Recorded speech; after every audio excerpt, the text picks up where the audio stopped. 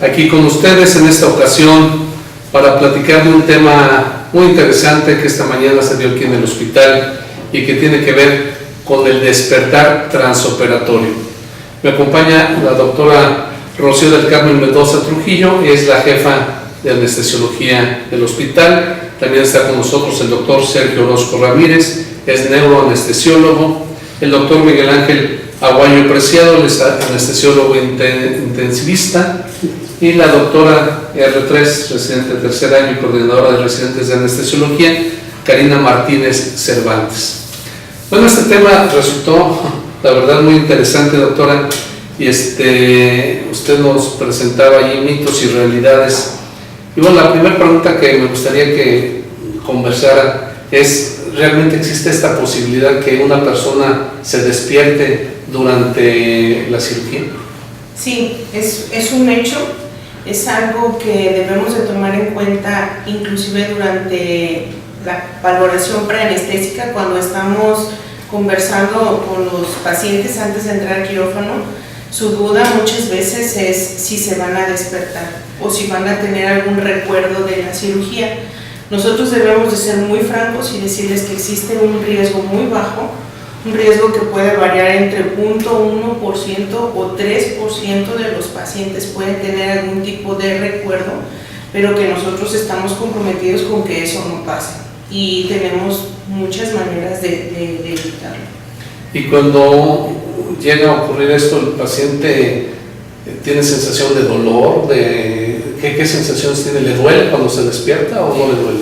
No, nosotros, bueno, las anestesias generales, que son las que tienen mayor riesgo de presentar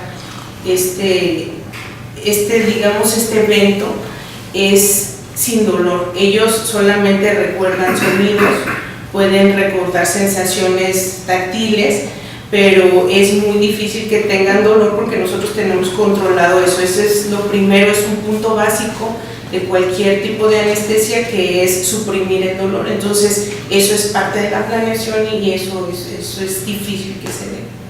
Muy bien, sin embargo hay algunas ocasiones en donde despertar al paciente durante la cirugía es importante, ¿no? ¿Nos puede platicar, doctor Orozco, en qué momentos, en qué tipo de cirugía sí hay que despertar intencionadamente al paciente?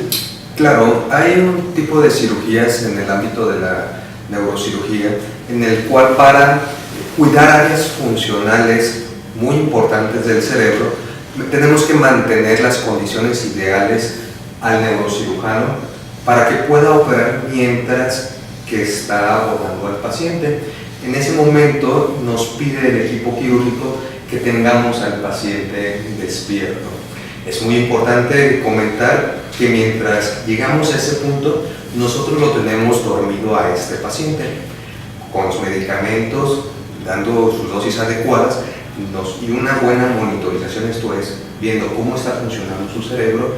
Nosotros planeamos el despertar en el momento justo que quiere el cirujano, sin dolor, cooperando el paciente y obviamente en un ambiente agradable de todo el equipo quirúrgico.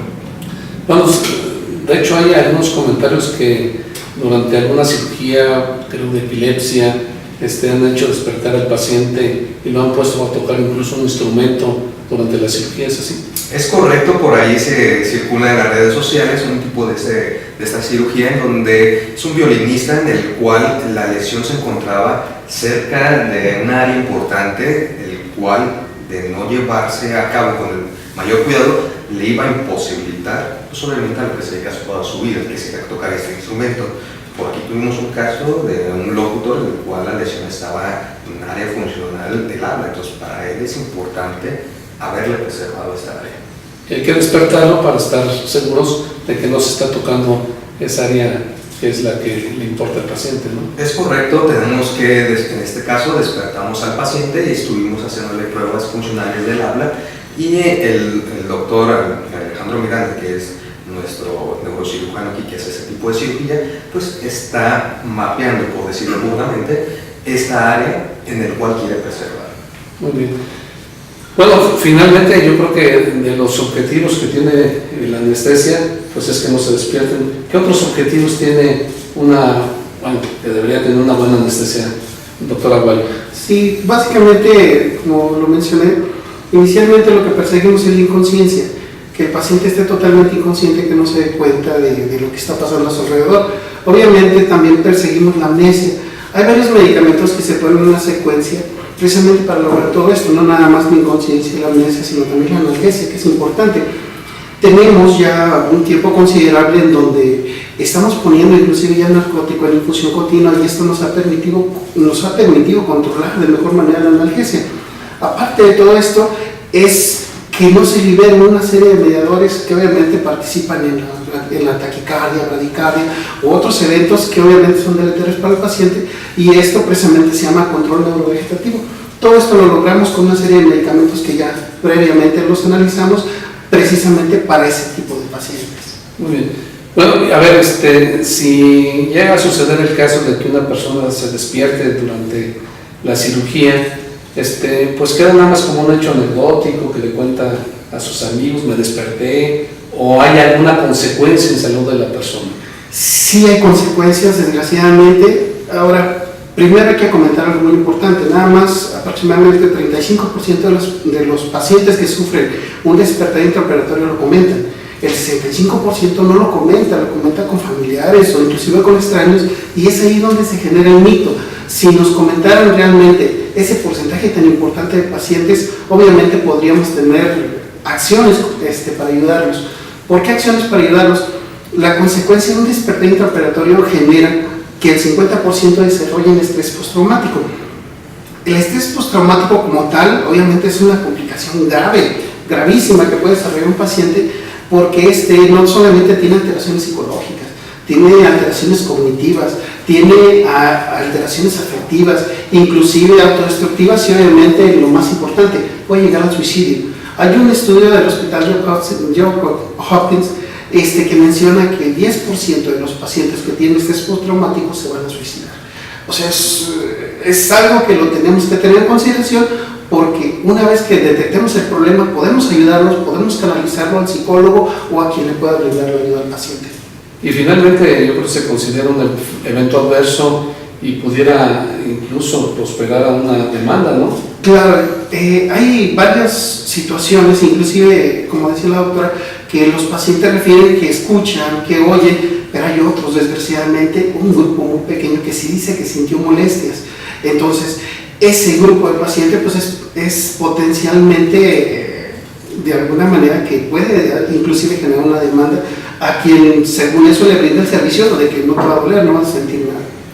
Bueno, como estamos escuchando, la verdad es que es un porcentaje muy pequeño de pacientes a los que les sucede esto, y aquí la doctora Martínez Cervantes hizo un estudio, ¿es para tu tesis? Fue de tesis. Es de tesis, donde tú te pusiste a investigar aquí en este hospital de alta especialidad del Bajío cuál es la incidencia de este problema. Platícanos, sí. ¿Qué encontraste, por favor? La población de riesgo para despertar intraoperatorio está en los pacientes ASA3 y ASA4, que son pacientes que son la mayoría de este hospital. También pacientes que van a trasplante de riñón, pacientes que van a cirugía cardíaca. Entonces, estos pacientes fueron los que estudiamos más intencionadamente, así como la población en general. Se estudiaron 129 pacientes en el periodo que fue el año pasado, de febrero a septiembre, para tratar de ver la incidencia y si es que encontrábamos algún caso, ver qué eran los factores o qué había sido el problema para que llegara o sucediera un despertar intraoperatorio. Sin embargo, ya vimos que la incidencia es de 0.1%, eso quiere decir que 1 de 1000 pacientes lo van a presentar. Entonces, nuestra población fueron 129 pacientes a los que se los interrogó y que ninguno refirió ninguna molestia durante el acto anestésico. Lo que nosotros planteamos hacer es que esta tesis pues, ya se entregó, ya se hizo, pero que siga continuando y que sea algo de rutina, que todos los pacientes se les realice el cuestionario, que todos los pacientes se les dé seguimiento para realmente saber cuál es la incidencia en este hospital. Bueno, entonces en ese hospital, en este estudio, no hubo ningún paciente que tuviera un despertar transoperatorio, y seguramente tiene que ver con recomendaciones que desde la jefatura de anestesiología pues se le dan a los médicos, ¿no? Y que se están observando, y el equipamiento. Platíquenos, doctora, ¿cómo le hacemos para que esto no suceda en este hospital?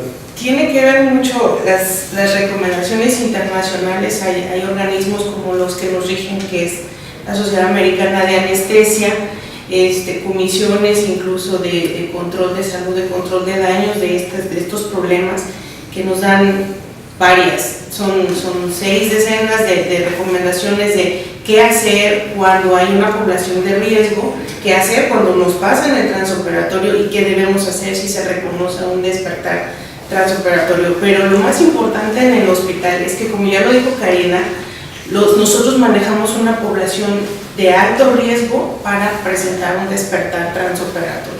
Entonces, ¿qué es lo que tenemos que hacer? Pues las recomendaciones nos dicen que debemos de monitorizar la profundidad anestésica, qué tanto están dormidos, porque si se quedan muy profundos también es malo. Hay consecuencias graves de una profundidad anestésica grande. Y entonces, ¿qué es lo que tenemos que hacer? Monitorizar. Gracias a la visión y enfoque en la atención al paciente que tenemos en este hospital, y a usted, doctor, tenemos los 7 quirófanos centrales, están equipados con 2 alternativas para monitorizar esta profundidad anestésica, y creo que eso se relaciona con ese porcentaje que encontramos en esta muestra, que ciertamente deseáramos fuera más grande, pero es una población significativa. O sea, son 150 pacientes que no tienen ningún tipo de recuerdo de la anestesia ni del evento quirúrgico, a pesar que son una población de riesgo, porque estuvieron monitorizados en su profundidad anestésica.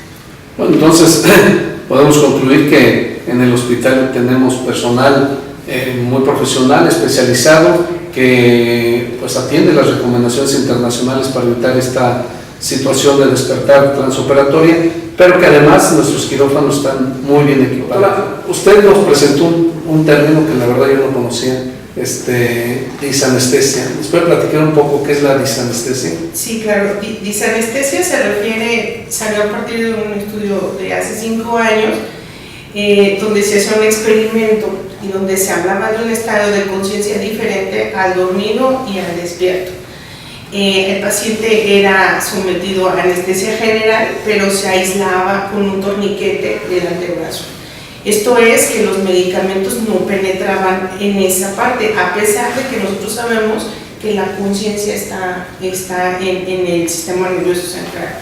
Aún así, bueno, se ponía un torniquete, el paciente era sometido a anestesia, se monitorizaba la profundidad anestésica y asegurábamos que el paciente estuviera dormido. En ese momento se acercaba el anestesiólogo al oído del paciente y le hacía la pregunta o le hacía una orden sencilla: mueve tus dedos, mueve esto, y el paciente lo movía. Esto pasó en el 20-23% de esa población. Entonces empezaron a platicar que había un punto intermedio entre estar anestesiado y entre estar despierto, un estado de conciencia diferente al que nombraron disanestesia. Y de ese término pues han salido algunas personas que se han colgado de este término para hablar de cosas que son mitos como un tercer estado de conciencia o como una ampliación de los estados de conciencia, y esto puede resultar pues en charlatanería, ¿no? Pero lo que a nosotros nos debe de importar es que debemos investigar más para poder asegurar que el paciente realmente esté inconsciente durante su procedimiento quirúrgico. Bueno, pues muchas gracias doctores, doctoras. Pues yo creo que hay que felicitar a todo el equipo de anestesiología, porque pues es parte del equipo. ¿Cuántos anestesiólogos? 33 anestesiólogos o anestesiólogas, y además ¿cuántos residentes? Somos 19. 19 residentes de anestesiología, y todos haciendo un trabajo muy profesional, cuidando a los pacientes a los cuales se les va a intervenir, y por eso este resultado. En este hospital la gente que se va a operar no despierta durante la cirugía. Muchas gracias, hasta la próxima. Gracias.